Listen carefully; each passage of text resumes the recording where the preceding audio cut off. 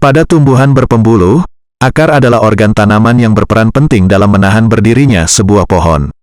Akar menyerap air dan nutrisi dari tanah ke dalam tubuh tumbuhan, yang memungkinkan tumbuhan tumbuh lebih tinggi dan lebih cepat. Halo Sobat Watermelon, sebelum kita bahas video kali ini, silakan subscribe channel ini dan nyalakan loncengnya untuk mendapatkan notifikasi terbaru video kami. Jika sudah, terima kasih.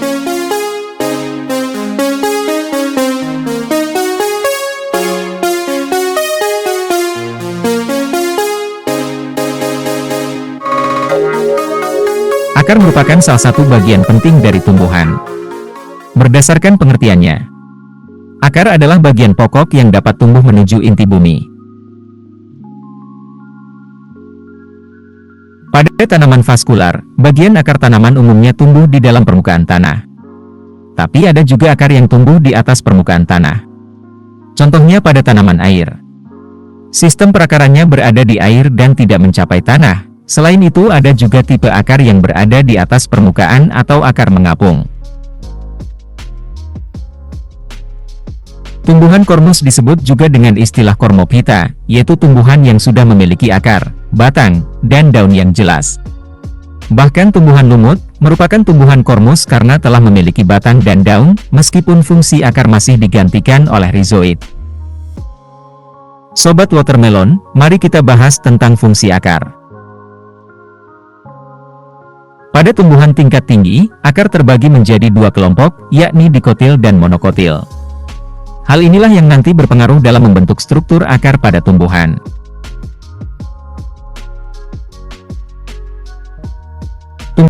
Tumbuhan monokotil adalah tumbuhan yang memiliki biji berkeping satu atau tunggal, yang tidak membelah saat berkecambah, dan akan membentuk akar serabut pada tumbuhan.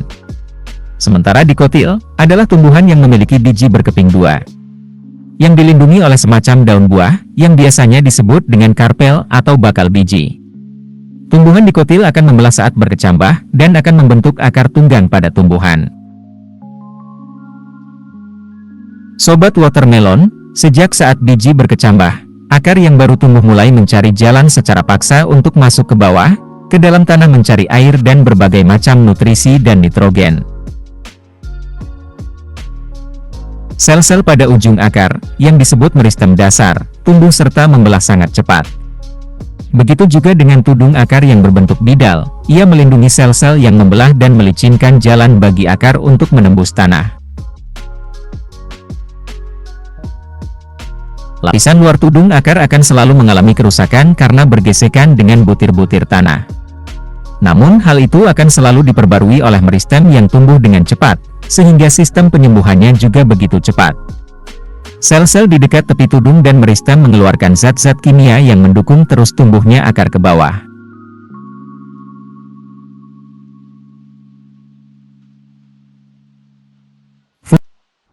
Fungsi akar adalah menyerap air dan unsur hara dari tanah di sekitarnya.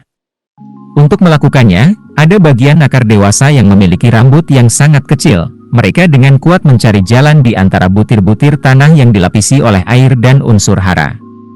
Untuk menambah kapasitas penyerapan airnya, akar-akar membentuk cabang-cabang yang akan menyebar ke dalam tanah. Adapun yang terjadi tidak begitu mulus dalam mencari jalan menembus tanah dan bebatuan, luka kecil pada akar pun bisa terjadi pada lapisan luar akar, dan jika tidak segera ditutup, luka ini akan berakibat fatal, karena dapat memberi peluang masuknya bagi bakteri dan virus yang akan membahayakan kelangsungan hidup tumbuhan.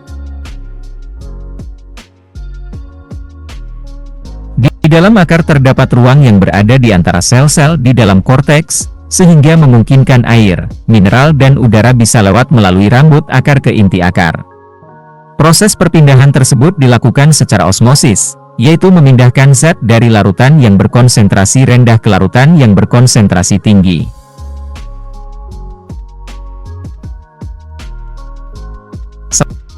Selain secara osmosis, penyerapan air dan mineral dapat dilakukan dengan transport aktif.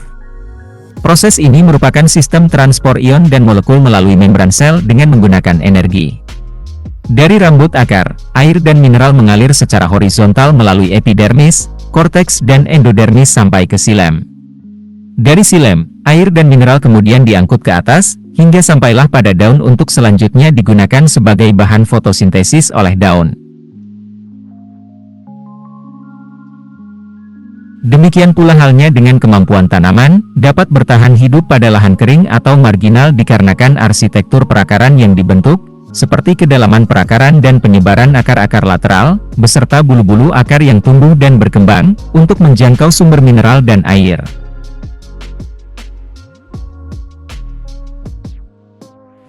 Akar adalah salah satu tempat penyimpanan cadangan makanan yang tepat. Dalam akar tanaman, terdapat sel dan jaringan parenkim sebagai tempat menyimpan hasil fotosintesis berupa karbohidrat. Tanaman yang mempunyai cadangan makanan pada akar, contohnya adalah seperti kacang tanah, singkong, ubi-ubian, wortel dan masih banyak lagi tanaman-tanaman sejenis.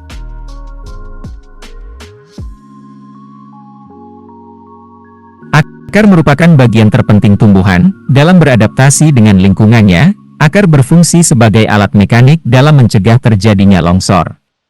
Melalui mekanisme cengkraman tanah di atas lapisan permukaan, yang menyebar secara horizontal dan menopang tegaknya batang secara vertikal, sehingga pohon tidak mudah tumbang oleh dorongan massa tanah, sehingga tanah tidak mudah longsor. Dapat dikatakan bahwa, kemampuan akar pepohonan dalam meningkatkan kekuatan geser tanah ditaksir dengan mengukur kerapatan panjang akar. Ibarat kapal, akar adalah jangkar yang membantu tanaman untuk berdiri kokoh di atas tanah.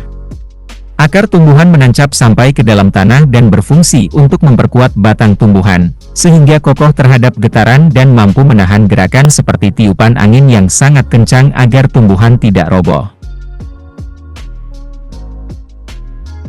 Rumput adalah contoh dari tanaman yang memiliki sistem perakaran untuk berkembang biak. Dengan sistem perakaran serabut ini, rumput mampu memperbanyak diri dengan melakukan duplikasi, sehingga mampu berkembang lebih cepat, menyebar dan meluas ke berbagai belahan bumi.